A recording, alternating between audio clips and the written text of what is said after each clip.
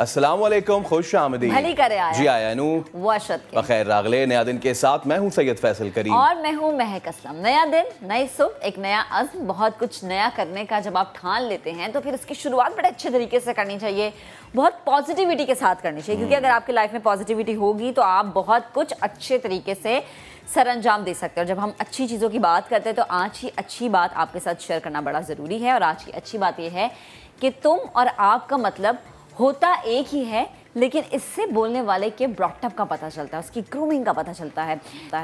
Like आप किसी के साथ फ़ौरन ही फ्रैंक हो जाएंगे तो होगा कि यार पता नहीं बंदा क्या चीज़ है, फ़ौरन से फ्रैंक हो गए, यानी कोई लिहाज ही नहीं है। तो जब भी आप किसी से बात करें, वो आपका चाहे जितना मर्जी करीबी दोस्त हो, बातचीत में एक लिहाज रखें। फैसल बड़ा ज़रूरी है। अच्छा, ये तो तुम और आप आपने उर्दू में कह दिया, इंग्लिश में आप और तुम की तो कोई फ़र्क ही नहीं होती, वो तो सिर्फ यू चलता है। तो फिर इसका मतलब इंग्लिश वाले सारे बदतमीज़ हैं। हाँ।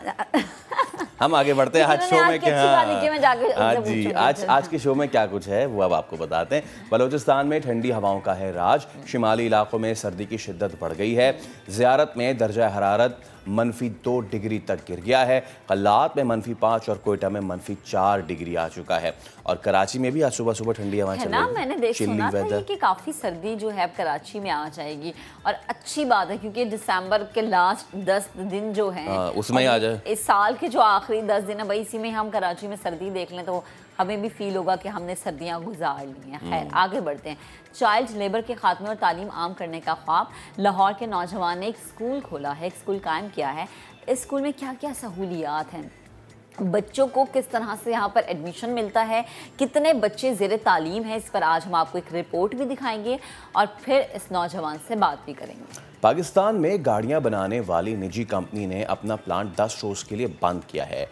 क्या आने वाले दिनों में मजीद प्लांट बंद हो सकते हैं, और ये 10 दिन के लिए क्यों बंद किया गया है, इस पे भी आज हम शो में बात करेंगे। अच्छा जी, कोई बेवकूफ़ CEO मिला तो ओहदा छोड़ दूंगा, ये मैं बिल्कुल नहीं कह रही। ये ट्विटर के सरबराह एलन मस्क ने ओहदा छोड़ने का जो फैसला किया है उस पर ये उन्होंने स्टेटमेंट दी है।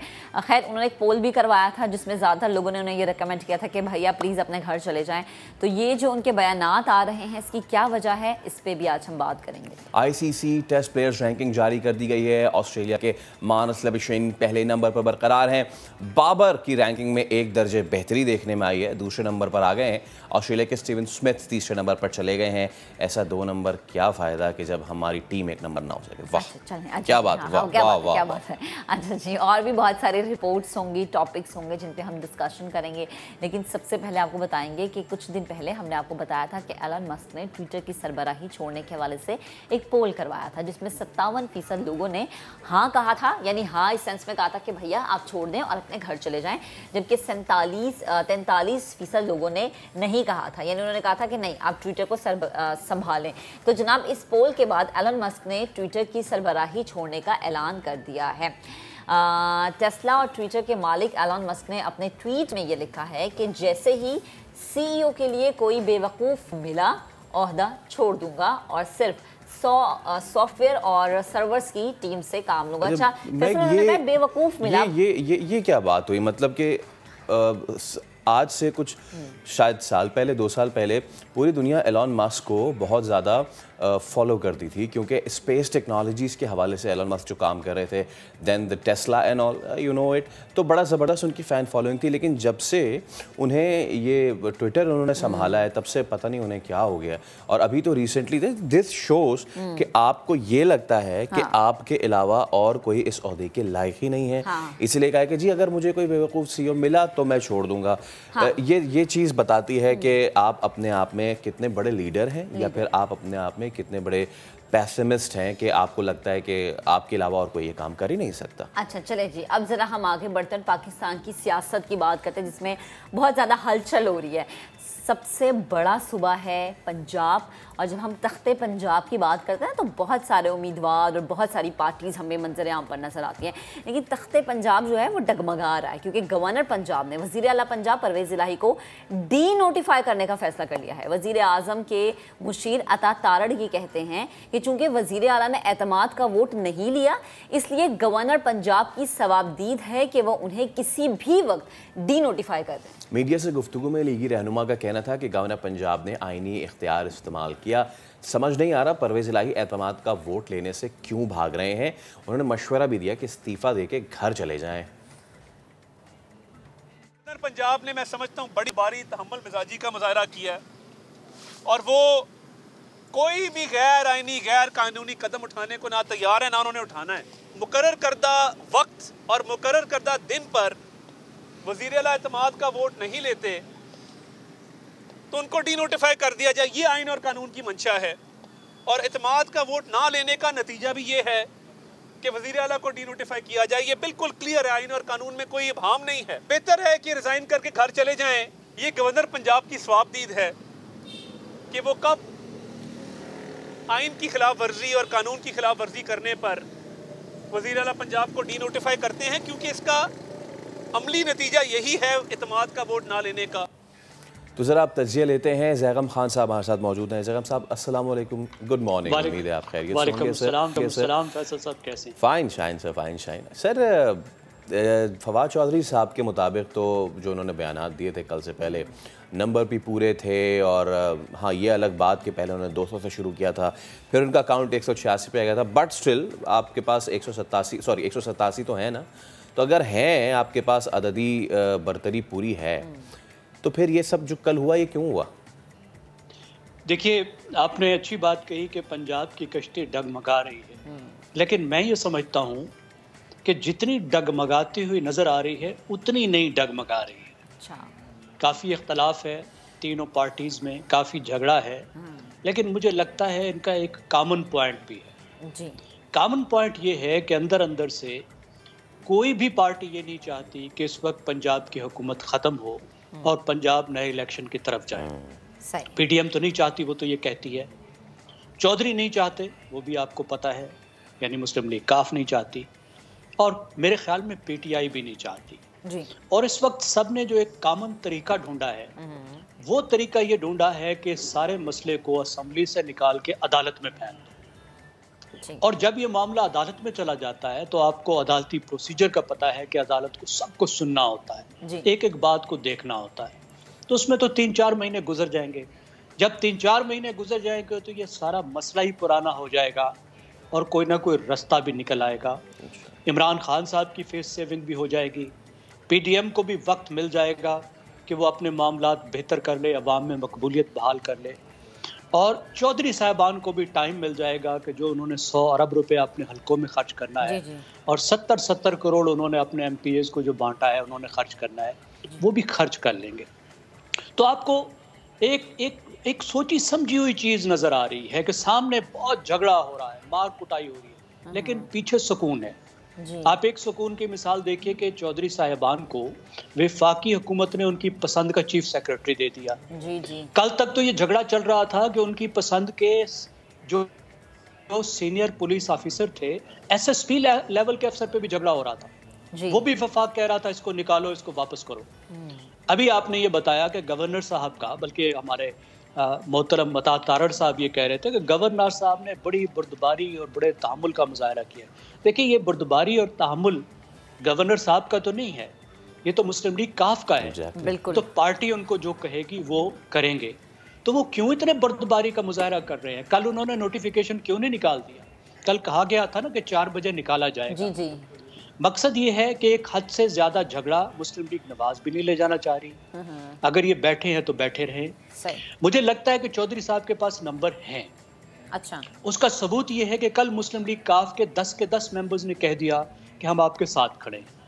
अब उनके अलावा जो नंबर्स हैं वो पीटीआई के हैं। अब पीटीआई के पास तो कोई ऑप्शन नहीं है कि वो इस वक्त काफ को छोड़े जी। लेकिन वो नंबर क्यों साबित नहीं करना चाहते कि अगर वो नंबर साबित कर दें तो इसका अगला स्टेप क्या है? इसका अगला स्टेप है असेंबली की डिसोल्यूशन, कि असेंबली खत्म हो जाएगी और चौधरी साहब की बातचीत भी खत्म हो जाएगी और इलेक्शन की तरफ बात बढ़ जाएगी। तो चौधरी साहब तो वो नहीं चाहते। चौधरी साहब तो कहते हैं कि ये गेम खींचे, ये गेम लंबी हो, ताकि वो अपने पैसे खर्च कर सकें, ताकि वो पीटीआई के साथ निगोशिएट कर सकें कि मुझे मैक्सिमम सीटें दो। आपको पता है पीटीआई ने भी एक कमेटी बनाई है, लेकिन उस कमेटी में अभी बात आगे नहीं बढ़ी। चौधरी साहिबान जो है वो कहा जा रहा है कि कोई 35 सीटें मांग रहे हैं, इस वक्त उनके पास 10 हैं। अब जब तक वो मुकम्मल नहीं होता तो चौधरी कैसे असेंबली तोड़ दें? उसके बाद उनको क्या मिलेगा? उसके बाद इमरान खान कहें कि मैं कोई सीट नहीं देता, 5 सीटें ले लो, 10 सीटें ले लो, तो चौधरी साहबान के इंटरेस्ट में भी है ये बात आगे जाए। और पीटीआई का ये ज़हन में रखिए कि असेंबलियों को तोड़ना तो पीटीआई का मकसद नहीं है ना। बिल्कुल। अपनी हुकूमत तोड़ के क्या मिलेगा? जो उनका मकसद है, जो इमरान खान का टारगेट है, वो तो वफाकी हुकूमत को दबाव डालना है। कता कलामी की माजरत, जब आप कह रहे हैं कि पीटीआई का ये टारगेट नहीं है कि उन्होंने असेंबलियां डिसॉल्व करनी है, तो जो खान साहब ने 23 तारीख कहा था, यानी कल जुम्मा, कि जी 23 तारीख को हम केपी के भी असेंबली तोड़ देंगे, पंजाब की असेंबली भी डिसॉल्व कर देंगे। अब जाहिर सी बात है कि अगर पंजाब में उन्हें कहीं गड़बड़ नजर आ रही है, ये उनका इतना इख्तियार नहीं भी नजर आ रहा, तो केपी के तो उनके हाथ में है ना, तो ये सिर्फ बातों तक ही महदूद रहेगी, क्योंकि पीटीआई के अपने ही लोग निजी टीवी चैनल्स के प्रोग्राम में आके अब इस बात की वजाहत दे चुके हैं जी कि अब असेंबलियां तोड़ने के बजाय अब हम अदालत का दरवाजा खटखटाएंगे। तो ये किस चीज की फेस सेविंग करने की कोशिश कर रही है पीटीआई? देखिए, मैं आपने बिल्कुल ठीक कहा। अब 1 महीने से इमरान खान साहब तारीखों पर तारीखें दे रहे हैं।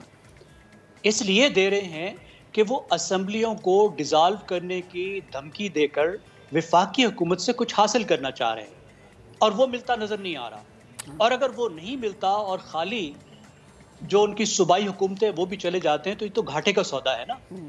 इसीलिए वो ये टाइम भी दे रहे हैं हुकूमत को और धमकी भी लगा रहे हैं, ताकि इस दरमियान में हुकूमत उनको कोई फेस सेविंग दे, किसी बात पर रजामंद हो, कोई तारीख दे। बेशक वो तारीख ना हो जो इमरान खान चाहते हैं, लेकिन किसी तरह के दरमियानी पॉइंट पर आए। तो मैं ये आपको अर्ज कर रहा हूँ कि पीटीआई का मकसद हुकूमत पर दबाव डाल के अर्ली इलेक्शन की तारीख लेना है।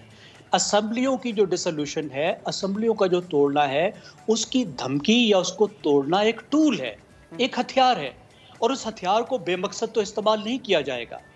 तो पीटीआई भी ये नहीं चाहेगी कि ये सूबाई हुकूमतें तो टूट जाए, लेकिन उसके नतीजे में उनको वफाकी हुकूमत के जो वफाकी इलेक्शन है, यानी नेशनल असेंबली के इलेक्शन ना मिले। तो वो भी चाहेगी किसी ना किसी तरह के मुज़ाकरात हों। तो तीनों पार्टियों का इस वक्त मुश्तरका मफाद ये है कि ये मामला थोड़ा आगे जाए। आगे जाने का बाइज़्ज़त तरीका ये है कि ये कोर्ट में चला जाए, क्योंकि जब कोर्ट में चला जाता है तो किसी पार्टी की हार या जीत तो नहीं है, ना किसी ने दिया, ना किसी ने लिया, ना किसी की पॉलिटिकल डोमेन में या असेंबली में हार हुई, ना जीत हुई। ये चला गया कोर्ट में हो गया लंबा।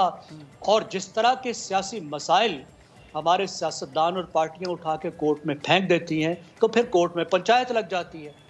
कोर्ट बजाय इस तरह काम करने के कि कानून और आइन के मुताबिक फैसला करे, फिर कोर्ट जो है वो उस कन्फ्लिक्ट को रिजॉल्व करने की कोशिश करती है। कोर्ट कहती है अच्छा जी आप ऐसे कर लो, अच्छा जी आप 2 दिन में इस तरह बैठ कर आओ और कुछ खुद से फैसला करके आओ, अच्छा आप ये बताओ जी। तो वो फिर पंचायत लग जाती है और उससे कोई रास्ता निकालने की कोशिश की जाती है। तो इस वक्त यही लग रहा है कि ये मामला कोर्ट में जाएगा और ये मामला प्रोलॉन्ग करेगा, 2-3 महीने आगे खिंचेगा, अगर खुदा ना खास्ता बीच में कोई चीज़ें आउट ऑफ कंट्रोल ना हो गई, हाथ से निकल ना गई, किसी ने कोई ऐसा हैंड ना प्ले कर दिया जो दूसरे की तवक्कुआत से हट कर। ओके, सही, ठीक। ज़ैगम साहब बेहद शुक्रिया, हमारे साथ मौजूद थे, गुफ्तगू करने का बेहद शुक्रिया। सो पंजाब की सूरत हाल जब भी डगमगाती नज़र आती है ना, तो वो कहते हैं ये जी कि पंजाब का डगमगाना ये इंडिकेट करता है कि विफाक में भी तब्दीली होगी और फिर दीगर सूबों में भी तब्दीली होगी। सो लेट्स सी कि क्या होता है जी पंजाब में। अभी लेनी है एक ब्रेक के बाद दोबारा हाजिर होंगे, साथ रहिएगा। एक बार फिर आपको खुश आमदेद कहते हैं। और जब भी हमारे यहाँ कोई क्राइसिस की सिचुएशन होती है, चाहे वो एनर्जी की हो या फिर कोई वबा फूट पड़े, तो हम सबसे पहले किस तरफ जाते हैं? क्लोजर्स की तरफ। तो वफाकी हुकूमत ने अब ये तजवीज़ दी है कि भाई मार्केट्स और बाज़ार को जो है वो रात 8 बजे बंद कर दिया जाए, शादी हॉल जो है वो 10 बजे बंद कर दिए जाएँ। अच्छा, अब इस सारे मामले में कराची के ताजिर जो हैं वो क्या कहते हैं महक? अच्छा जी, जाहिर सी बात है मुत्तफिक हैं या नहीं है ये मैं तो नहीं बता सकती, क्योंकि मैं ताजिर बरादरी के पास थोड़ी गई हूँ। खुर्शीद आलम ताजिर बरादरी के पास गए, उन्होंने गुफ्तगू की, उन्होंने ताजिरों से जाना कि उनका क्या मौक़िफ़ है, कितने अग्री नज़र आ रहे हैं, कितने डिसएग्री नज़र आ रहे हैं। तो ज़रा आपको दिखा देते हैं कि ताजिर कहते क्या हैं। वफाकी हुकूमत ने मुल्क भर में बाज़ारों और मार्केटों को रात 8 बजे बंद करने की तजवीज़ दी है। कराची के ताजिर रहनुमा क्या सोचते हैं और इस तजवीज़ पर उनका रद्दअमल क्या है, ये हम मालूम करेंगे उन्हीं की ज़बानी। जी हाँ, इस वक्त मैं मौजूद हूँ ऑल कराची ताजिर इत्तेहाद के चेयरमैन अतीक मीर साहब के साथ और उनसे मालूम करेंगे। सर, आप लोग 8 बजे दुकानें वगैरह बाज़ार अपने बंद कर देंगे? बिल्कुल भी नहीं, इसलिए कि ये माजी की एक नाकाम प्रैक्टिस है। इसका कभी भी पाकिस्तान में एनर्जी क्राइसिस पर काबू पाने के लिए इस इक़दाम का कभी फ़ायदा हुआ नहीं है। तो बजाय इसके कि जो हकीकी मसाइल हैं उन्हें हल किया जाए, इस किस्म की प्रैक्टिसेस हमेशा की जाती हैं कि ये आसान तरीक़ाकार मार्केटें बंद कर दें, जल्द घर आ जाएँ। कराची इलेक्ट्रॉनिक्स डीलर्स के सदर मोहम्मद रिजवान हमारे साथ मौजूद हैं। सर, आप लोग सुना है कि नाराज़ हैं कि 8 बजे हम दुकानें और अपनी बाज़ार बंद नहीं करेंगे, क्या वजह है? अभी तो तजवीज़ है ये। देखिए, हम नाराज़ तो नहीं होते, नाराज़ करने वाली बात है तो हम नाराज़ होंगे ना। देखिए, अब कोई भी अगर कोई टाइमिंग के लिए होता है या कोई भी औकात कार के लिए जो है हम पे जो है लागू किया जाता है, तो पहले हमको बुलाया जाता है, हमसे मशावरत करें, तो उसके बाद फिर लागू करें। आपने एक फेडरल गवर्नमेंट ने एक ऐलान कर दिया कि 8 बजे बंद होगी, लेकिन आप उससे पहले हमसे मुशावरत तो कर लेते। आपको बचत करनी थी तो आप जो है उसका सब्स्टिट्यूट निकालते ना। अगर आपको वहाँ पेट्रोल नहीं है तो आप जो है उसको जो है बिजली की जो चीज़ें होती हैं, जैसे सोलार सिस्टम है, उसके पैनल है, वो इंपोर्ट करते, ड्यूटी फ्री करते उसका। कितनी बिजली एनर्जी इन्होंने सेव की है, मुझे आप बता दें। आज तक की तारीख में कोई एनर्जी सेव नहीं होती। ये सिर्फ बेवकूफ़ बनाने का बहाना है और कुछ भी नहीं है। मईशत को तबाह करने का बहाना है और कुछ नहीं है। हुक्मरान अपने किलों में, महलों में बैठे रहते हैं और वहाँ बैठ के ये आर्डर जारी कर देते हैं। मुझे तो ये समझ में नहीं आती कि वो ऐसे कौन से इनके मुशीर हैं जो इनके तजवीज़ पेश करते हैं। कराची के ताजिर कहते हैं ये फैसला कि रात 8 बजे मार्केट बंद कर दी जाए उन्हें किसी सूरत कबूल नहीं। उनका कहना है कि हुकूमत तवानाई की बचत के लिए मुतबादिल ज़राए इख्तियार करे। कैमरामैन मोहम्मद आतिफ के साथ खुर्शीद आलम, समा, कराची। अब इस चीज़ का कोई देर पा हल निकालना होगा, या तो हुकूमत को या फिर ख़ुद ताजर बरादरी को, कि अगर उनको इस तरह बार बार कहा जाता है कि जी आप इस तरह बंद कर दें और ये कर दें वो कर दें, तो अगर हुकूमत ने करी तो ताजर बरादरी वो खुद ही कुछ अल्टरनेट रिसोर्स ढूंढ ले भाई। जैसे अभी हम एक रूम में बात करते हैं कि मिलजुल के चलना चाहिए, तो यहाँ पे भी मिलजुल के चलना चाहिए, बड़ा ज़रूरी है।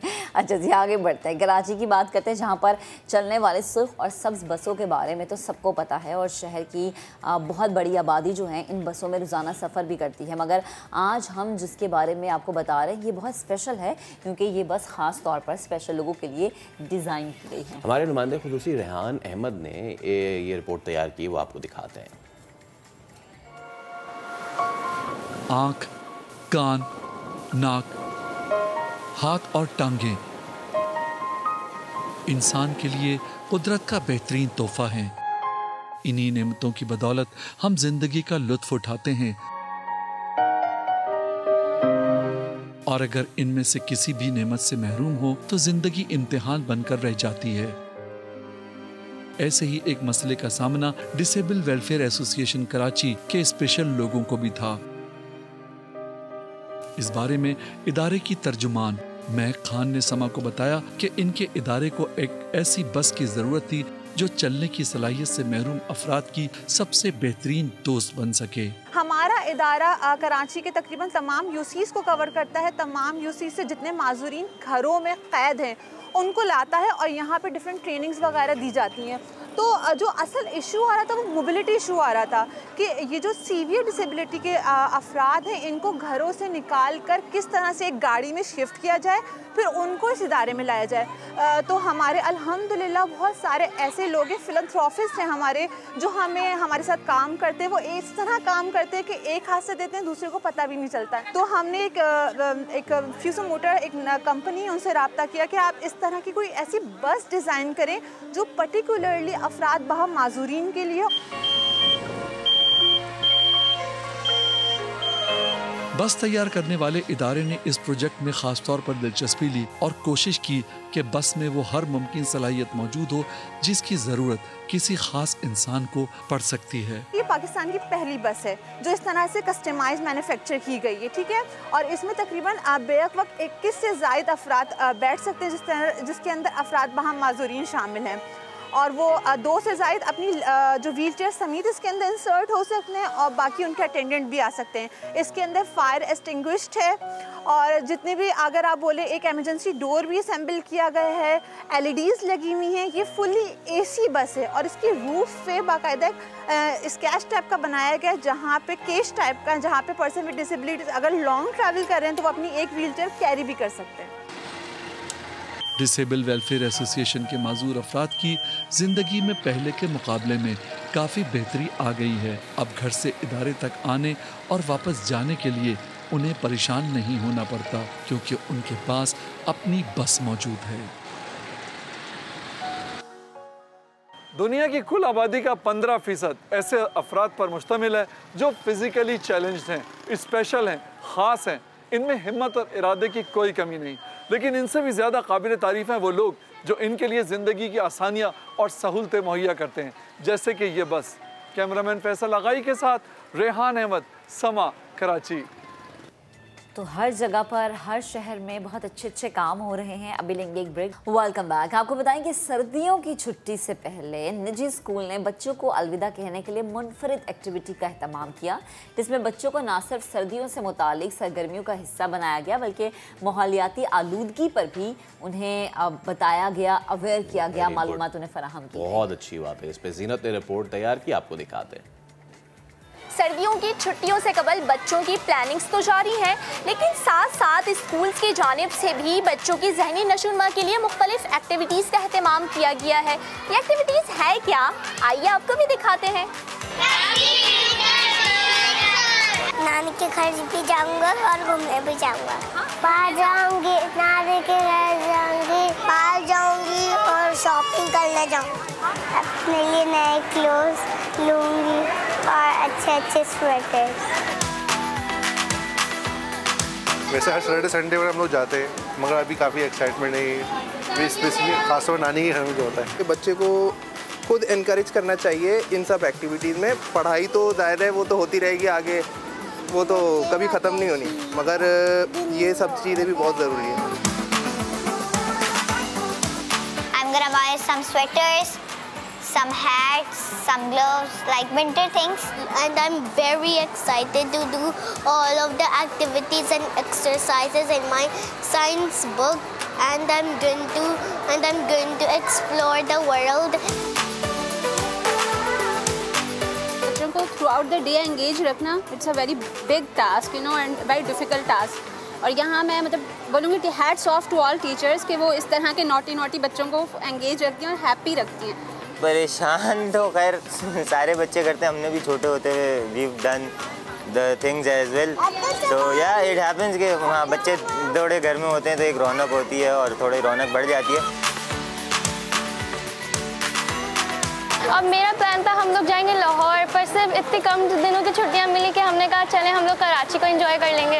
On the last year, I enjoyed the winter vacation the most because I went to the seaside and I performed my winter bonfire with my friends.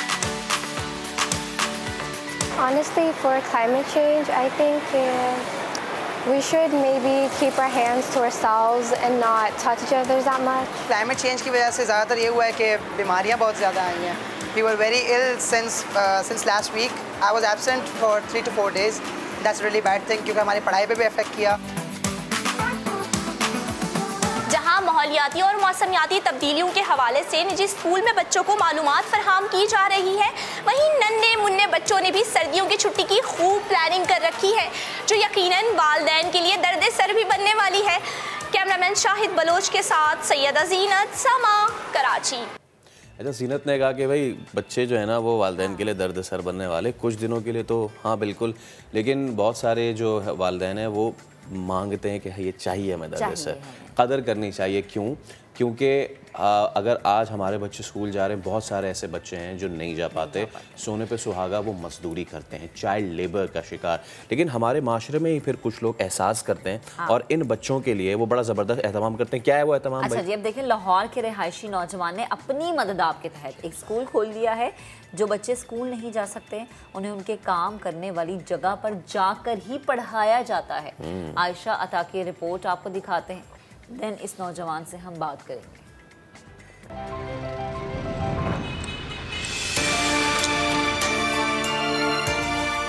Child labour जिसकी बड़ी वजह गुर्बत करार, कहीं भट्टों पर तो कहीं गलियों में कचरा उठाते बच्चे। सिर्फ यही नहीं, कम उम्र बच्चे मोटर मैकेनिक का काम भी सीखने लगे।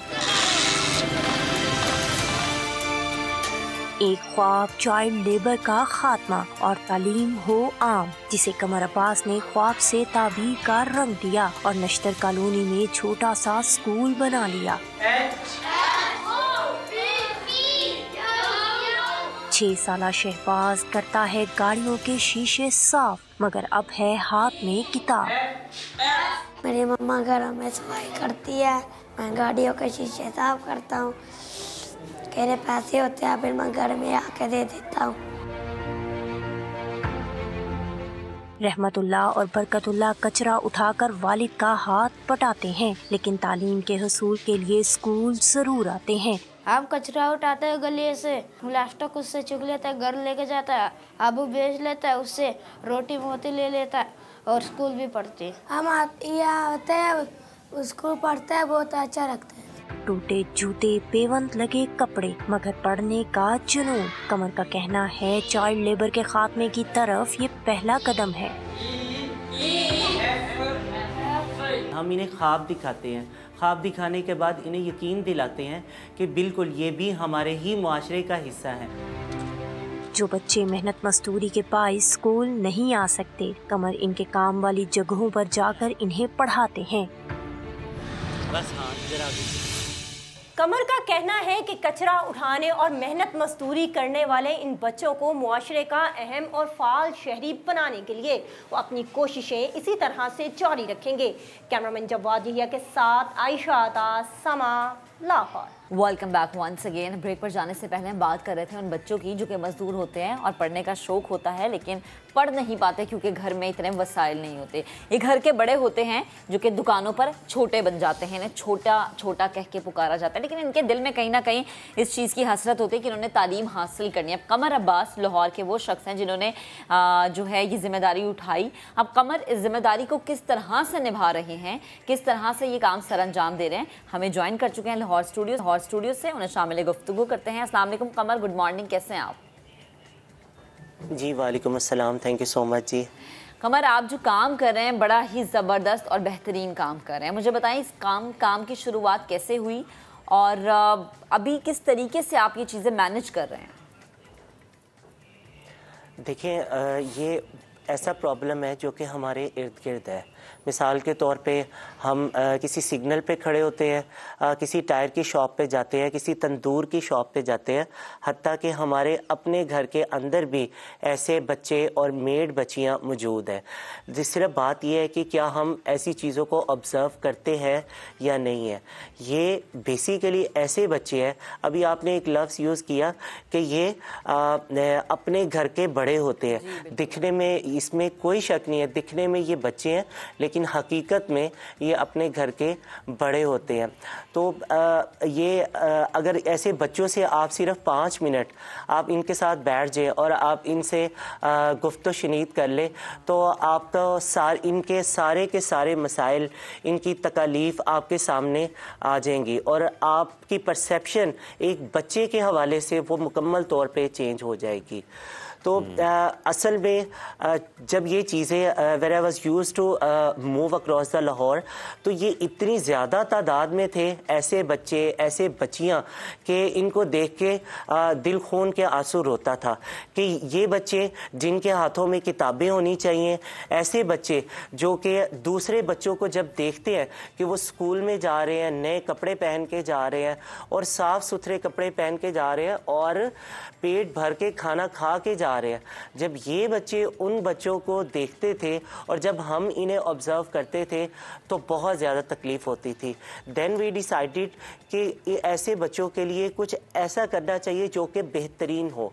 तो फिर हमारे मुताबिक या हमारा नज़रिया ये है कि ऐसे बच्चों को तालीम देना ये उनका सबसे बड़ा रिवॉर्ड है। कमर भाई, एक तो आपको हम पूरी टीम जो है वो बहुत ही ज़्यादा अप्रिशिएट करती है, आप ज़बरदस्त काम कर रहे हैं। कुछ छोटे छोटे सवाल हैं, मैं चाहूँगा कि आप उनका जवाब दीजिए। एक तो ये कि रिसोर्सेज कहाँ से ला पाते हैं आप, दूसरा ये कि आप हर जगह जाके पढ़ाते हैं तो आप अकेले ही काम कर रहे हैं, आपके साथ दीगर लोग भी हैं इस तरह के? जी बिल्कुल सही कहा आपने कि सबसे पहली तो जो इस तरह की चीज़ें होती हैं ये एक कलेक्टिव एफर्ट्स होती है। हम लोग मैं हूँ, मेरे साथ बाकी फ्रेंड्स हैं, ये सारे मिल के हम एज अ फ्रेंड इस चीज़ को काम कर रहे हैं क्योंकि इसकी इंटेंशन सिर्फ ये है कि आप एक लम्हे के लिए सोचें कि ठीक 10 साल बाद ये बच्चे These are the children going to become the future of Pakistan. अगर आज आप इनको छोड़ देंगे तो फिर आप पाकिस्तान का फ्यूचर कहाँ पे देख रहे हैं। हम सिर्फ उन बच्चों के बारे में ना सोचें कि जो अफोर्ड तो कर सकते हैं, स्कूल जा रहे हैं, और उनकी तादाद आप यकीन कर लें बहुत ज़्यादा थोड़ी है जो बच्चे एजुकेशन अफोर्ड कर रहे हैं। यूनाइटेड स्टेट के मुताबिक पाकिस्तान का हर चौथा बच्चा मजबूर है कि वो अपना स्कूल छोड़े और वो जाके किसी न किसी जगह पे मजदूरी करे। इस हवाले से आपने फरमाया कि रिसोर्सेज कहाँ से आते हैं, वो सारी एक कलेक्टिव एफर्ट्स है। दूसरा हम लोगों के डिफरेंट एरियाज़ फ्रेंड्स के अंदर, यूनिवर्सिटी वॉलंटियर्स के अंदर अलॉट किए होते हैं कि इस एरिया में इन बच्चे जाएंगे, ये वाले लोग दोस्त जाएंगे, इस एरिया में ये लोग जाएंगे। अच्छा, तो this is how we manage it. ज़बरदस्त। अच्छा कमर, मुझे ये बताएं कि अभी मैं ये फुटेज में भी देख रही हूँ कि एक क्लासरूम है, उसमें आप पढ़ा भी रहे हैं, यकीनन आपके जो फ्रेंड्स हैं वो भी इसी तरीके से डील करते होंगे, लेकिन ये जो बच्चे हैं, ये जहाँ पर काम करते हैं, इनका आप टाइम कैसे मैनेज करते हैं? क्योंकि कहीं बच्चा अगर किसी वर्कशॉप पे काम कर रहे हैं तो ये किस तरह से मैनेज करते हैं? लाइक आप इन लोगों को किस तरह से वो घंटा पढ़ते हैं, आपके पास 2 घंटे पढ़ते हैं, आधे घंटे की क्लास होती है, वो क्लास किस तरह से आप मैनेज कर पाते हैं? और ये भी कमर भाई के जो जैसे वर्कशॉप हैं, जो उनके उस्ताद होते हैं, वो अलाउ करते हैं उनको पढ़ना?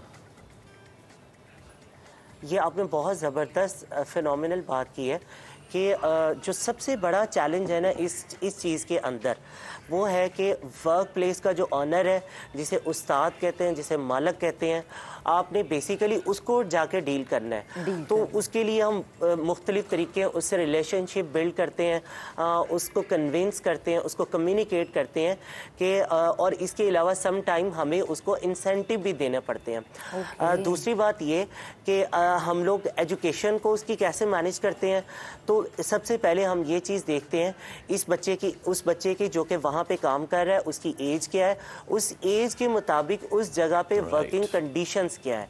तो उन वर्किंग कंडीशन को with the support of the owner of the workplace हम उसको इम्प्रूव करते हैं। उस बच्चे के जितनी वर्किंग है उसको सारे मिलके उसकी प्रोडक्टिविटी को भी इम्प्रूव करने की कोशिश करते हैं। Great Qamar, thank you so much, आपने हमें टाइम दिया। गुड लक, तरीन काम करें, अल्लाह ताला आपको इसमें कामयाबी नसीब करे। तो जनाब, ये छोटे छोटे स्टेप्स होते हैं जो कि किसी की ज़िंदगी को बहुत बड़ा और खूबसूरत बना देते हैं। मिलेंगे एक ब्रेक के बाद हाजिर होंगे, साथ रहिए। Welcome back once again. अब एक ऐसी बीमारी के बारे में बात करते हैं जिसके बारे में इतना इल्म नहीं होता, और जब वो बीमारी आप पर अटैक करती है फिर हमें पता चलता है कि ओहो, ये काम करने से या आपकी बॉडी अगर इस कंडीशन में है तो आपके ऊपर ये अटैक हो सकता है। यानी मैं बात करी फालिज के हवाले से। खून की शरियानों के बंद होने या फटने की वजह से ये बीमारी होती है और इसकी वजह से मरीज़ को तवील अरसे तक माजूरी लाहक हो सकती है। फालिज दुनिया में अमवात की तीसरी बड़ी वजह है। जब मुतल्लका हिस्सा अगर उसको खून और ऑक्सीजन की फराहमी बंद हो जाए तो जिस्म में कमज़ोरी समेत कई अलामात ज़ाहिर होना शुरू हो जाती हैं। इससे जिस्म का मुतासरा हिस्सा जो है कम काम करता है या फिर समहाउ वो काम करना छोड़ देता है। फैसल, इस हवाले से हमने देखा कि ये बीमारी वैसे तो लोगों में होती है, बट जब बच्चों में हो जाती है ये, खुदा ना खास्ता, तो इससे निमटना जो है वो एक it's a challenge, double challenge parents के लिए। तो यस, एब्सोल्युटली। इस पे हम बात करेंगे। आज हमने मदु किया है पीस न्यूरोलॉजिस्ट डॉक्टर रमन कुमार हमारे साथ मौजूद हैं। डॉक्टर साहब अस्सलाम वालेकुम। वालेकुम अस्सलाम। थैंक यू सो मच सबसे पहले तो। एंड हाँ, 10 बजे तो still it's morning, so good morning. Good morning. Doctor साहब, ये बीमारी जो है पाकिस्तान में आम है, मुख्तलिफ वजूहात होती हैं इसकी, but when it comes to the children, बच्चों में उसकी क्या कॉजेज़ होती हैं और पाकिस्तान में क्या रेट है उसका, फालिज का बच्चों में हो? थैंक यू वेरी मच, बहुत शुक्रिया आपका जो है आपने मुझे यहाँ दावत दी। और इस मौजू पे हम बात कर रहे हैं जो कि बहुत ही अनकॉमन समझा जाता है। ये अनकॉमन नहीं है, it's under reported. So basically बहुत अच्छा इंट्रोडक्शन में आपने 2-3 बातें की कि अटैक, जैसे कि हार्ट अटैक होता है, फालिज का दूसरा नाम ब्रेन अटैक है। ठीक है, तो हम इसको बिल्कुल जैसे हार्ट अटैक कहते हैं, हम इसको ब्रेन अटैक भी कह सकते हैं। और बिल्कुल ये दिमाग में खून की रवानी मुतासर होने से जो है ये सूरत हाल पैदा होती है। अब रवानी की, जब हम खून की रवानी की बात करते हैं तो जो खून है वो दिमाग में पहुंचता है और दिमाग से वापस भी निकलता है। तो इस तरह हमें आर्टरीज़ और जो वीनस साइनसेस हैं, ये दो मुख्तलिफ रवानी में हमें मदद करते हैं, खून की रवानी में, तो ये मुतासर हो सकते हैं। बच्चों में जो फालिज है वो बहुत मुख्तलिफ तरह से प्रेजेंट करता है, इसीलिए ये अंडर रिपोर्टेड है और इसकी शायद जो है वो अहमियत इतनी नहीं समझी जाती। बड़ों में जो फालिज होता है वो बड़ा जो है वाज़े होता है, लेकिन बच्चों में इसको जो है ये इसमें डिले हो जाता है पहचानते।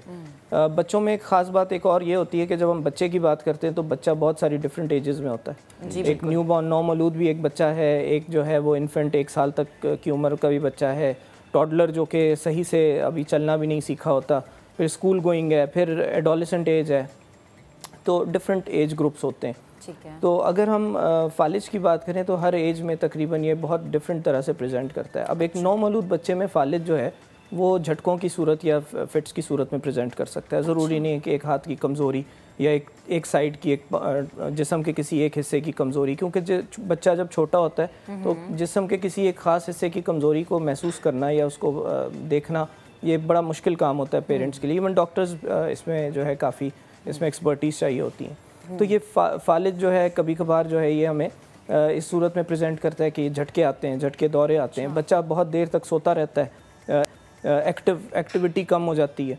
तो जब उसको देखा जाता है, उसको इन डिटेल इन डेप्थ जब देखा जाता है तो वो फालिज की सूरत होती है नौमौलूद बच्चों में। बड़े बच्चों में स्कूल गोइंग में जिस्म का अचानक एक हिस्सा काम छोड़ देता है और जिस तरह बड़ों में प्रेजेंट करता है, या स्पीच में मसाइल आना शुरू हो जाते हैं। तो चूँकि दिमाग के बहुत सारे काम हैं, तो किसी भी दिमाग का वो हिस्सा जो मुतासर होता है तो उसकी वजह से हमें डिफरेंट प्रेजेंटेशंस के साथ बच्चों में फालिज। आपने ये बात की कि ये जो है कॉमन कितना है जी, अनफॉर्चुनेटली हमारे पाकिस्तान में तो इसका डाटा नहीं है, क्योंकि दुनिया जहाँ में ये स्ट्रोक सेंटर्स होते हैं, एक हस्पताल का एक हिस्सा जो है वो मुख्तस किया जाता है और पीडियाट्रिक स्ट्रोक सेंटर्स जिसको कहते हैं। अनफॉर्चुनेटली पाकिस्तान में हमारे पास कोई इस तरह का कोई सेंटर नहीं है। और इस सेंटर की होने की वजह क्या होती है? वजह ये होती है कि आप जल्द से जल्द जो है आप उसका इलाज शुरू कर दें। ये एक ऐसी उन बीमारियों में से है जिसका इलाज बहुत जल्दी शुरू हो जाना चाहिए। तो इसलिए उसको इस सारे प्रोसेस को इजी करने के लिए, तेज़ करने के लिए स्ट्रोक सेंटर्स हैं, हमारे यहाँ नहीं है, इसलिए डाटा की भी कमी है। दुनिया जहाँ में कहा जाता है कि ये तकरीबन रेंज है फ्रॉम 5 to 15 पर एवरी 100,000, 1 लाख में तकरीबन 5 से 15 बच्चे जो हैं वो, जो कि एक बड़ा नंबर है। जैसा आपने बताया एडल्ट में 3/3 उसमें है, लेकिन बच्चों में ये 10th जो है with in the 10 causes of death में ये आता है। और डिसेबिलिटी आजकल जो मॉर्टेलिटी है, जो डेथ है, उससे ज़्यादा जो मेडिकल फील्ड में अहमियत हासिल है वो डिसेबिलिटी को हासिल है, मॉर्बिडिटी को, क्योंकि जो फाइनेंशियल बर्डन, अखराजात और एक मॉर्बिडिटी में एक डिसेबिलिटी को वो करने में आते हैं, तो उस पर बहुत ज़्यादा अहमियत दी जा रही है आजकल। हर वो बीमारी जिससे डिसेबिलिटी हो उस पे ज़्यादा काम किया जाता है, उसके बारे में रिसर्च ज़्यादा की जाती है, उसमें फंडिंग बहुत ज़्यादा होती है। जैसे हमारे 5 किलर्स में नमूनिया है, मलेरिया है, तो दीज आर द किलर्स। लेकिन कुछ बीमारियां जैसे सेरिब्रल पाल्सी है हमारे पास, जिस तरह हमारे पास स्ट्रोक है, एपिलेप्सी है, चाइल्डहुड एपिलेप्सी, तो ये सारी डिसेबिलिटी में कन्वर्ट हो जाती हैं।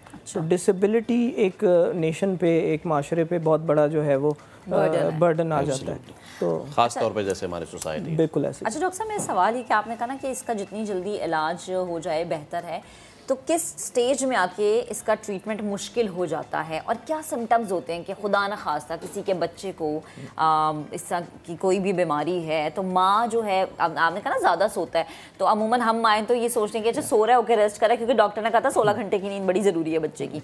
तो क्या सिम्टम्स हैं और किस स्टेज पे आके इलाज मुश्किल होता है? देखिए, नौमौलूद बच्चा जो है वो उसका जो बेसिकली चीज़ होती है वो यही है, सोना होता है और फीड करना होता है। एक्टिविटी एक ख़ास उसकी एक्टिविटी होती है बच्चे की, अगर उस एक्टिविटी में कमी महसूस हो रही है, बच्चा फीड नहीं ले रहा। Inability to take feed is a very very important symptom, जहाँ पे माओं को बहुत अलर्ट हो जाना चाहिए कि बच्चा बहुत देर तक सो रहा है और वो फीड भी नहीं ले रहा। अब यूजुअली बच्चा जो भूखा होता है वो नौमौलूद बच्चा 3 से 4 घंटे में उसको भूख लगना शुरू हो जाती है, वो क्राई करता है, वो नींद से उठ के फीड मांगता है। तो अगर वो फीड की डिमांड कम हो जाए, या फीड अगर डिमांड भी कर रहा है और फीड लेते हुए माँ को महसूस हो कि ये उतनी अच्छी तरह से फीड नहीं ले रहा, या तो उसकी जो फीड लेने की सलाहियत है वो मुतासिर हो रही है, या उसके निगलने की सलाहियत जो है वो मुतासिर हो रही है।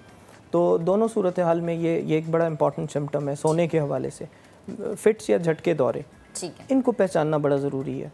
कोई भी एबनॉर्मल एक्टिविटी बच्चों में जो नज़र आती है, फिट्स पहचानना जो है एक छोटे बच्चे में अक्सर जो है वो एक जर्क की सूरत में सिर्फ एक बॉडी का एक हिस्सा ट्विच करता है, जर्क करता है। आम तौर पे बच्चों में नींद में ये कितनी ख़तरनाक बात नहीं होती, नींद में बच्चे जर्क्स करते हैं, लेकिन अगर वो जागते हुए जर्क कर रहा है या स्पैज़म कर रहा है, एकदम से हाथ आगे कर रहा है, या बॉडी का कोई हिस्सा कंटिन्यूस शेकिंग मूवमेंट में है, तो एकदम से अलर्ट हो जाना चाहिए और फ़ौरन अस्पताल जो है वो डॉक्टर को दिखाना चाहिए, इमरजेंसी ले जाना चाहिए।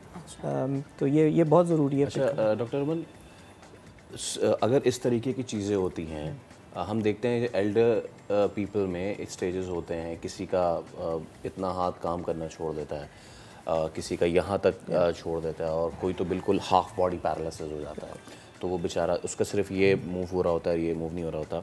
तो क्या बच्चों में भी ऐसा ही होता है? One thing, and second, paralysis in itself एक बीमारी, लेकिन अगर वो छोटे बच्चों में होती है तो क्या वो दीगर बीमारियों को भी ट्रिगर कर सकती है?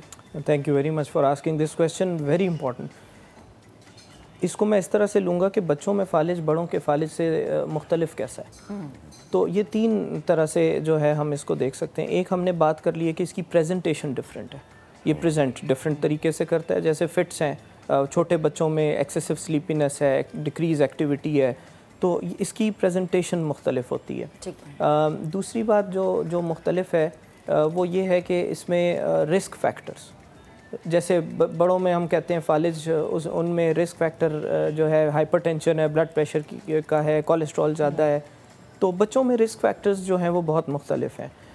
उनमें जो छोटे जो इन्फेक्शंस होते हैं, जिनको हम बहुत आम तौर पे सीरियस नहीं ले रहे होते, छोटे इन्फेक्शन जो हैं वो स्ट्रोक में, स्पेशली साइनसेस वो कैविटी हैं अराउंड द एयर पैसेज, जो एयर फिल्ड कैविटीज़ होती हैं। अगर साइनोसाइटिस हो जाए, साइनस का इन्फेक्शन हो जाए, या फेस के किसी भी हिस्से में इन्फेक्शन हो जाए, तो वो हमारे फेस का कुछ area danger area of face कहलाता है। अगर वो इन्फेक्ट हो जाता है तो वो जो है इन्फेक्शन जो है वो ब्रेन में जाके वो शरियानों को इन्वेड करके जो है वो स्ट्रोक करा सकता है। तो इसी तरह मेनिंजाइटिस, गर्दन तोड़ बुखार जो है, it can lead to chicken pox. Chicken pox is a very very important जो है वो एक इन्फेक्शन है। चिकन पॉक्स के ख़त्म, एक वायरल इन्फेक्शन है, उसके ख़त्म होने के बाद जो हमारी इम्यूनिटी है वो इम्यूनिटी इन्वेड करती है वेसल्स को और ख़ून की शरियानों को इन्वेड करती है और उनमें ब्लॉकेज कर देती है।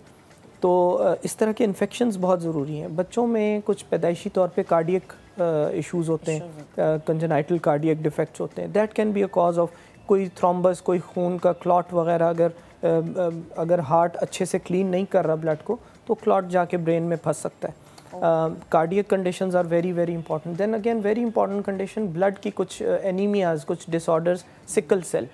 हमारी खून के शरियानों में जो हमारे जो रेड ब्लड सेल्स होते हैं, सुर्ख खलिए होते हैं, उनकी ख़ास शेप होती है, बिल्कुल एक बाई कॉन्केव, जैसे कि एक कॉइन की तरह होता है, और वो ताकि उनकी मूवमेंट में आसानी हो। अगर उनकी शेप ख़राब हो जाती है, जैसे सिकल सेल डिजीज़ हम कहते हैं, it's a very very common cause of stroke. होती खून की बीमारी है, एंड अप होती है स्ट्रोक में। होता इन्फेक्शन है, एंड अप होता है स्ट्रोक में। होता वो कार्डियक मसला है, एंड अप होता है वो स्ट्रोक में, फालिज में। इसी तरह ऑटोइम्यून, आप बता रहे हैं। जी हाँ, सो ऑटोइम्यून डिसऑर्डर्स जो हैं बहुत कॉमन है आजकल। ऑटोइम्यून क्या होता है कि जब हमारी इम्यूनिटी होती है बच्चों की, वो इम्यूनिटी कभी कभार अपने इन्फेक्शन को रोकने के लिए, क्योंकि दिफाई निज़ाम है, तो जब वो दिफाई निज़ाम बहुत हाइपर एक्टिव हो जाता है तो वो अपनी जिस्म को नुकसान पहुंचाना शुरू हो जाता है। तो उसमें जो है इन कंडीशन को हम ऑटोइम्यून कंडीशंस कहते हैं। तो autoimmune conditions can lead two stroke. दिमाग की शरियानों को जो है वो कर सकते हैं। सो कॉजेज़ डिफरेंट हैं। एंड तीसरी बात जो डिफरेंट है बड़ों में और बच्चों में, वो है प्रोग्नोसिस। जैसे आपने कहा कि जैसे जिस्म का एक हिस्सा फालिज हो जाता है, बच्चे का दिमाग एक ग्रोइंग ब्रेन होता है, एंड उसको हम कहते हैं प्लास्टिक ब्रेन। ठीक है, और बड़े का दिमाग होता है इलास्टिक ब्रेन। ठीक है। सो थ्योरी ऑफ प्लास्टिसिटी ये कहती है कि 7 साल तक जो है वो दिमाग जो है वो प्लास्टिक की तरह आप खींचेंगे तो खिंचता जाएगा, ठीक है, और उसके बाद वो इलास्टिक हो जाएगा, आप खींचेंगे छोड़ेंगे वापस आ जाएगा। तो रिहैब की जो अहमियत है, मतलब अगर किसी को स्ट्रोक हो जाता है बच्चे को, और अगर आप अच्छी रिहैब करें तो उसके ब्रेन का जो एरिया है उसके इर्द गिर्द का एरिया वो फंक्शन ले सकता है। सो स्ट्रोक या loss of function of one part of the body in children does not mean this is permanent. Rehabilitation is very important. Thank you so much doctor साहब। डॉक्टर साहब, हमारी कोशिश रहेगी कि आगे भी हम ये वाले जो बड़े अहम मौज़ूआत हैं उस पर बात करें, बिकॉज बड़े में हो या छोटे में बीमारी तो बीमारी है, बट छोटे बच्चों में हो जाए तो इट बिकम्स वेरी डिफिकल्ट, क्योंकि बड़ा मुश्किल हो जाता है संभालना, उन्हें समझाना। तो अब सर्दियां हैं, सर्दी की आमद के साथ जो मौसमी फ्रूट्स हैं वो भी आ गए हैं, वो सब आ गए हैं, और महक वहाँ चली गई हैं। तो महक, आप किचन में जा चुकी हैं, तो ज़रा बताइए कि आज क्या कुछ करने जा रही हैं आप? अच्छा, मैं कुछ नहीं करने जा रही, जो कुछ करेंगी हमारी शेफ़ सबीन फातिमा करेंगी। हमें पता है कि जी सर्दी का जो सीज़न है फुल ऑफ फ्रूट्स का सीज़न होता है, विटामिन सी भरमार होती है सीज़न में।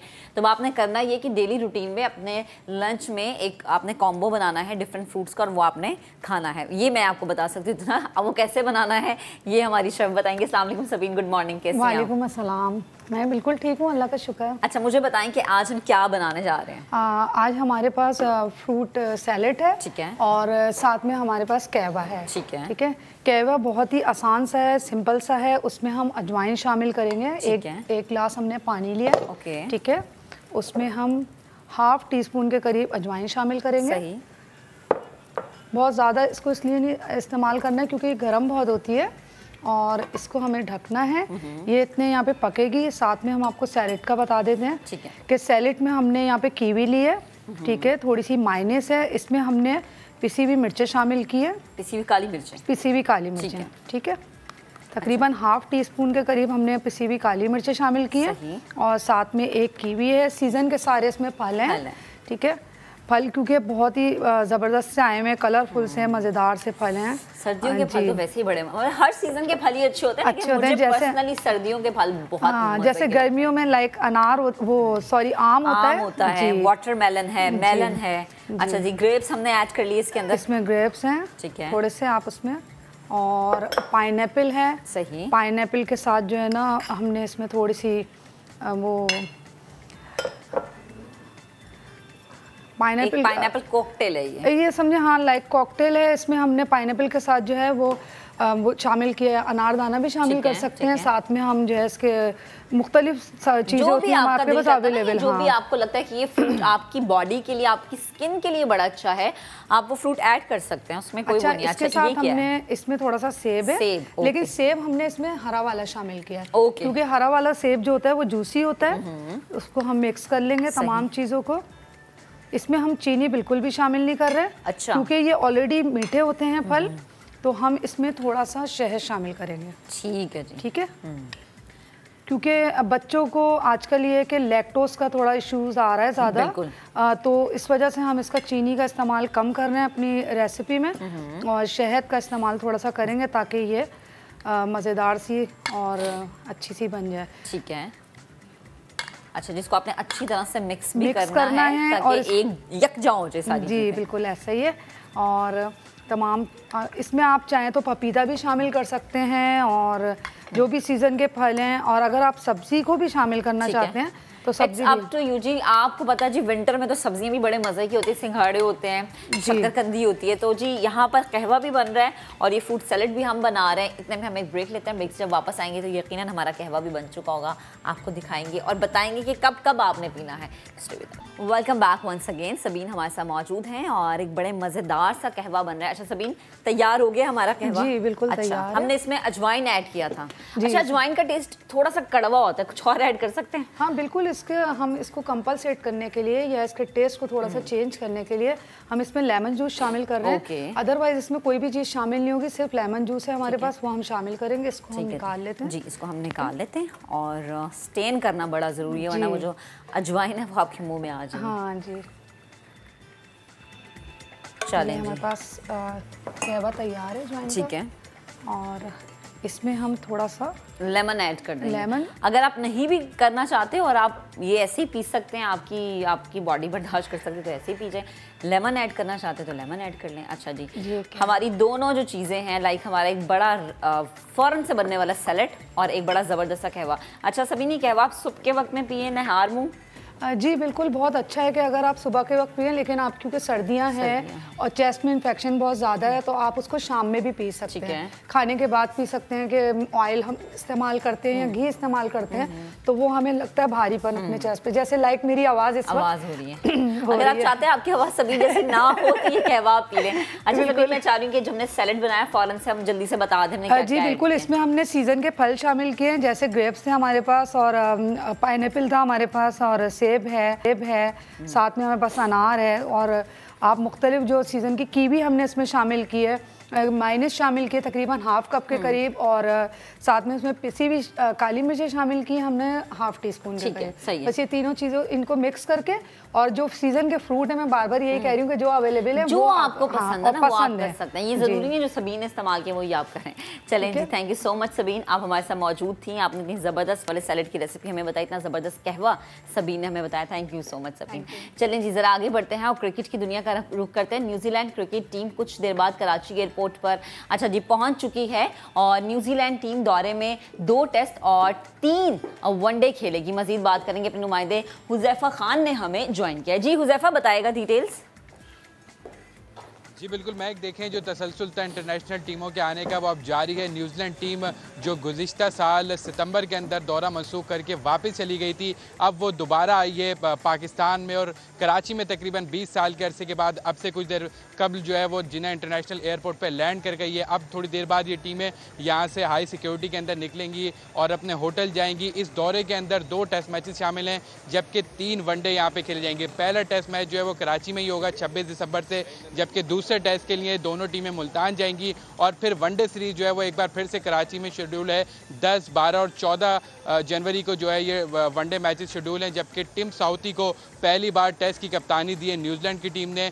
वनडे की कप्तानी अभी भी केन विलियमसन के पास है। पाकिस्तान के स्क्वाड का भी अनाउंस हो गया है। अब सिर्फ थोड़ी देर बाद जो है ये टीमें जाएंगी। मुमकिन तौर पे आज जो है वो टीमें आराम करेंगी, जबकि कल से जो है वो टीमों की तैयारियों का सिलसिला जारी होगा। पाकिस्तान के स्क्वाड अनाउंस हो गया और पाकिस्तान क्रिकेट टीम जो है वो 23 दिसंबर को उनको दोबारा होटल में रिपोर्ट करने का कहा है, जबकि 24 दिसंबर को पाकिस्तान क्रिकेट टीम जो है वो अपनी तैयारियों का आगाज़ करेगी। एक तरफ तो ये चीज़ है, दूसरी तरफ जो है पाकिस्तान क्रिकेट बोर्ड में जो तब्दीलियाँ आई हैं उससे भी बड़ी कशमकश है कि कौन अब इस न्यूजीलैंड टीम को कैटर करेगा, क्योंकि आपको पता है 2014 का आइन रिवाइव हो गया है जिससे बहुत सारे ओहदे भी ख़त्म हो गए और जो कमेटी थी, जो एक काबीना थी रमीज़ राजा की, वो अब डिज़ोल्व हो चुकी है। तो अब ये सारी चीज़ें ऑन कार्ड हैं, लेकिन इस वक्त न्यूजीलैंड की टीम कराची पहुंच गई है और खुशाइन बात है पाकिस्तान के फैंस के लिए और क्रिकेट के मद्दाओं के लिए। ठीक है हुज़ैफा, इस पर मज़ीद भी हम बात करेंगे और ये पॉइंटेड इट आउट कि न्यूजीलैंड की टीम तो आ गई है, दैट्स अनदर गुड थिंग। पिछले साल जो हुआ था उसके बाद एक चीज़ पेंडिंग थी, बट जो इस वक्त टर्मोइल चल रहा है पीसीबी में उसके बीच में सीज होने जा रही है, उसका क्या इफेक्ट पड़ेगा ये हम बात करेंगे इस पर एक ब्रेक के बाद। Stay with us. Welcome back. और अब जो भौचाल आया हुआ है पाकिस्तान की क्रिकेट में उस पर हम बात करते हैं। क्रिकेट बोर्ड के मुमकिन नए चेयरमैन नजम सेठी का कहना है कि पीसीबी में 2014 का आइन बहाल हो चुका है। ट्वीट किया है उन्होंने जिसमें उनका कहना है कि रमीज़ राजा की सरबराही में क्रिकेट का निज़ाम अब नहीं रहा। पीसीबी का 2014 का आइन बहाल हो गया है। पीसीबी की नई management committee first class cricket की बहाली के लिए अनथक मेहनत करेगी। नजम सेठी का यह भी कहना था कि हमारी मेहनत से हज़ारों क्रिकेटर्स को दोबारा रोज़गार मिलेगा। तो हम ज़रा इस सब पे बात करते हैं। हमारे स्पोर्ट्स कॉरेस्पॉन्डेंट कादिर ख्वाजा जो हैं वो हमारे साथ भी मौजूद होंगे। पहले आपको ये बताएं कि पाकिस्तान क्रिकेट के मामला चलाने के लिए वज़ीर आज़म ने 14 रुकनी मैनेजमेंट कमेटी भी कायम कर दी है। नजम सेठी को चेयरमैन नामजद कर दिया गया है। शाहिद अफरीदी भी इस कमेटी में शामिल होंगे। रमीज राजा अब घर जाएंगे। पीसीबी के मामला 14 रुकनी मैनेजमेंट कमेटी चलाएगी। साबिक chairman PCB Najam Sethi committee की सरबराही करेंगे। साबिक कप्तान शाहिद अफरीदी भी कमेटी में शामिल हैं। विमेन टीम की साबिक कप्तान सना मीर भी मैनेजमेंट कमेटी का हिस्सा हैं। दीगर अरकान में शकील शेख, हारून रशीद, शफकत राना और पीसीबी के गवर्निंग बोर्ड के साबिक अरकान शामिल हैं। रमीज राजा सितंबर 2021 में चेयरमैन पीसीबी मुंतखब हुए थे। अच्छा जी, तो ये हमने आपको रिपोर्ट दिखाई और ये जो तब्दीली है, आई विश कि ये तब्दीली हमारी पाकिस्तानी क्रिकेट टीम के लिए बड़ी अच्छी साबित हो, बिकॉज काफ़ी अरसे से हमारी जो क्रिकेट टीम है वो क्रिटिसाइज उसको किया जा रहा था। अच्छा जी, कादिर ख्वाजा हमें ज्वाइन कर चुके हैं, उन्हें शामिल गुफ्तगू करते हैं। कादिर, बेहद शुक्रिया वक्त देने के लिए। और लाहौर में हम देख रहे थे जी, कज़ाफ़ी स्टेडियम में पहुंचना था, नजम सेठी साहब ने, क्या डिटेल्स है, पहुंच चुके हैं?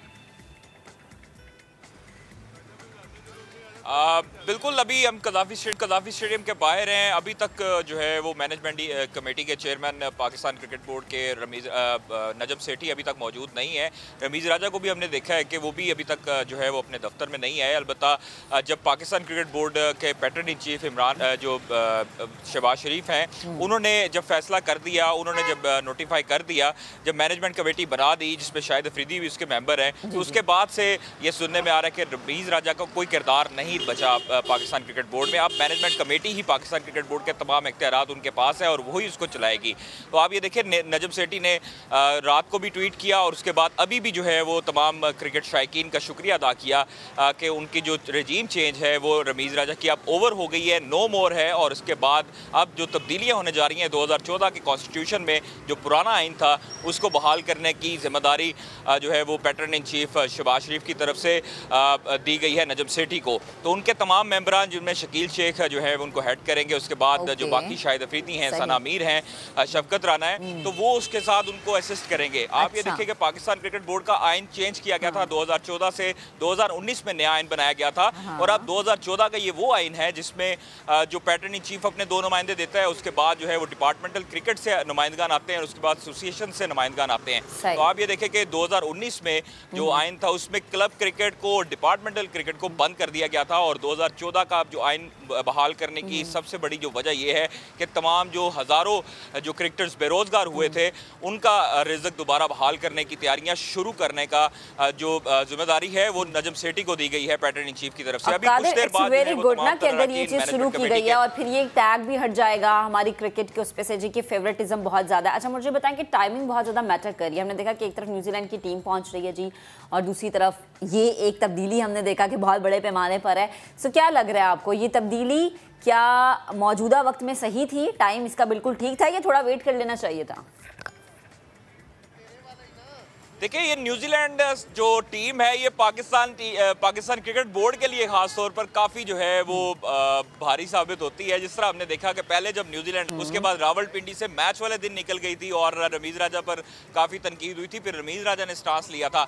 अब जो न्यूजीलैंड की टीम आ रही है उसके बाद जो क्रिकेट बोर्ड की रजीम चेंज हो रही है वो भी अब ये असर है और न्यूजीलैंड का दौरा इससे कोई इफेक्ट नहीं होगा। टीम्स जो है वो गुज़श्ता रोज़ अनाउंस हो चुकी है टेस्ट स्क्वाड का। वनडे की टीम जो है वो आप देखते हैं कि अबूरी सिलेक्शन कमेटी आके अनाउंस करती है, मैनेजमेंट कमेटी क्या फैसला करती है उस हवाले से। और अब रमीज़ राजा का क्या स्टांस होता है या पाकिस्तान क्रिकेट बोर्ड के करंट जो अहदेदारान हैं उनका क्या स्टांस होता है, वो अब से कुछ देर बाद अपना लाएअमल पेश करेंगे। पाकिस्तान क्रिकेट बोर्ड के मीडिया जो तर्जुमान हैं उनका भी ये कहना है कि वो जब ऑफिस में आएंगे उसके बाद जो है वो तमाम जो लाएअमल है उसका फैसला करेंगे और उसका ऐलान करेंगे। क्योंकि हमारे साथ मौजूद है हुज़ैफा, मुझे ज़रा बताएं कि बड़े पैमाने जो बड़ी पोस्ट है उस पर तो तब्दीली हुई है, ये ज़रा टीम का स्क्वाड क्या अनाउंस हुआ है, ये ज़रा बताइए। जो न्यूजीलैंड के खिलाफ पाकिस्तान के 2 टेस्ट मैचेस हैं उसके लिए स्क्वाड गुज़िश्ता रोज़ अनाउंस हुआ और इस स्क्वाड में ज़्यादा तब्दीली नहीं की गई। मोहम्मद अली फास्ट बॉलर उनको जो है वो बाहर कर दिया गया, फ़हीम अशरफ ऑलराउंडर उन दोनों को बाहर कर दिया गया और अजहर अली चूँकि रिटायरमेंट ले चुके हैं तो वो तीसरे बंदे थे जो स्क्वाड से बाहर हुए हैं। जबकि हसन अली जो इस वक्त पाकिस्तान कप खेल रहे थे कराची में उनको टीम में शामिल किया गया है। कामरान गुलाम दूसरी बार टेस्ट स्क्वाड में शामिल हैं, ऑल्दो पहली बार भी वो टेस्ट स्क्वाड में आए थे लेकिन अपना डेब्यू नहीं कर सके थे। तो कामरान गुलाम और हसन अली की जो है वो वापसी हुई है टेस्ट स्क्वाड के अंदर, जबकि ये जो 3 अरकान थे वो टेस्ट स्क्वाड से बाहर चले गए।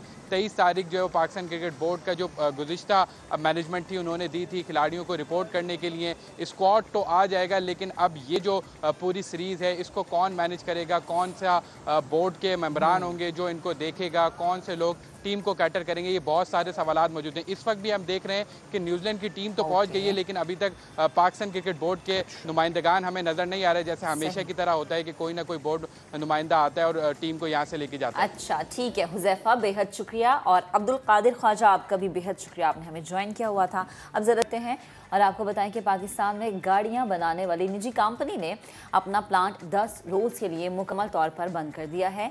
एलामी के मुताबिक स्टेट बैंक ऑफ पाकिस्तान के फैसले की वजह से खाम माल की दरामद में मुश्किलात का सामना है। कंपनी के पास खाम माल नहीं है कि प्लांट यौमिया बुनियाद पर चलाया जा सके। बात करेंगे ऑटोमोबाइल तज्जियाकार सनी कुमार हमारे साथ मौजूद हैं। अस्सलाम वालेकुम सनी, सबसे पहले तो मुझे ये बताइए कि ये 10 दिन का क्लोजर है और ये शॉर्ट टर्म है, क्या 10 दिन में मसाइल हल हो जाएंगे? 10 दिन बाद दोबारा प्रोडक्शन शुरू हो जाएगी?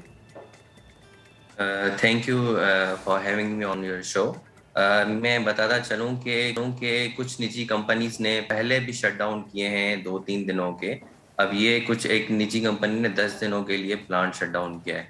मसले जो मेन रीज़न है जो LCs इंपोर्ट नहीं हो रही क्योंकि हमारे पास रिजर्व बहुत कम है, तो करंट अकाउंट डिफिसिट काफ़ी बढ़ रहा है, तो उस वजह से स्टेट बैंक ने कोटा लिमिट लगाई हुई है, 50% आप इंपोर्ट कर सकते हैं अपनी CKD, जिसकी वजह से शॉर्टेज आ गई है ऑटो इंडस्ट्री में और उसकी वजह से इन्होंने अपनी प्लांट बंद किए हैं। आपका जो क्वेश्चन था कि लेट सपोज 10 दिनों के बाद ये मसले हल होते नज़र आ रहे नहीं आ रहे, तो मुझे नहीं लगता कि 10 दिनों के बाद मसले रिजॉल्व होंगे। अगर कंपनीज की जो LCs पेंडिंग थी उनके रिजॉल्व हो गए, वो LCs ओपन हो गई और CKDs आ गई अवेलेबल, तो फिर ये प्रोडक्शन स्टार्ट हो जाएगी। लेकिन फिर कुछ दिन आएंगे, ऐसे भी आएंगे जिसमें LCs फिर इश्यूज आएंगे क्योंकि हमारे रिजर्व्स काफ़ी लो लेवल पे और स्टेट बैंक LCs ओपन नहीं करा, तो आगे जाके फिर से वो मसाइल पैदा होंगे। सही। अच्छा सनी, अभी देखा हमने कि ये एक कंपनी है जिसने ये स्टेप लिया है, कैन फ्यूचर हम देखेंगे कि मजीद कंपनीज इस कंपनी के पीछे हमें नजर आएगी? जी, मैं पहले भी आपको बताया था कुछ ऐसी कंपनीज है जिन्होंने पहले भी शट डाउन किए हैं, लेकिन वो कम टाइम के लिए किए हैं, लेट सपोज 3 दिनों के लिए, 4 दिनों के लिए। अब लेट सपोज सिचुएशन काफ़ी बदतर होती जा रही है और उस LCs ओपन नहीं हो रहे, तो बाकी कंपनीज भी आगे जाके ये शट डाउन करेंगी।